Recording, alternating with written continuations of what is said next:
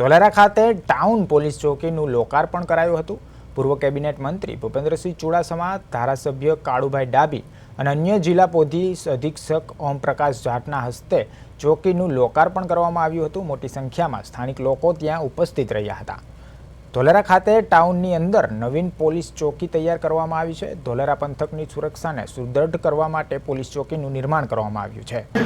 વસ્તી વધે, વિકાસ વધે એમ સુરક્ષાની વ્યવસ્થા પણ કરવી જોઈએ।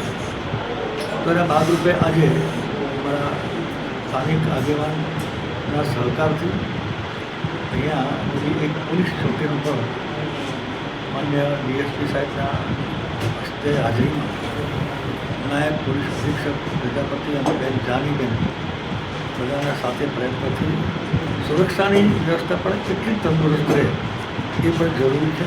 એટલે આજના દિવસે હું તમારા મારફતે બધા વિસ્તારના લોકોને સુરક્ષાની ખાતરી આપવા માગું છું કે ખૂબ ધંધા રોજગાર વધે છે ત્યારે આપણે બધા શાંતિથી પોતાના આવડત લાયકાત પ્રમાણે બધા ધંધા મળવાના છે, તો પોલીસની જરૂર જ ના પડે એવી સુરક્ષા કેમ ના હોય આપણા માટે, પણ છતાં સરકારની ફરજ છે અને ભાગરૂપે એસપી સાહેબના કહેવા પ્રમાણે 8 પોલીસ સ્ટેશન એકદમ દેશનું આધુનિકમાં આધુનિક પોલીસ સ્ટેશન બનવા જોઈએ છે।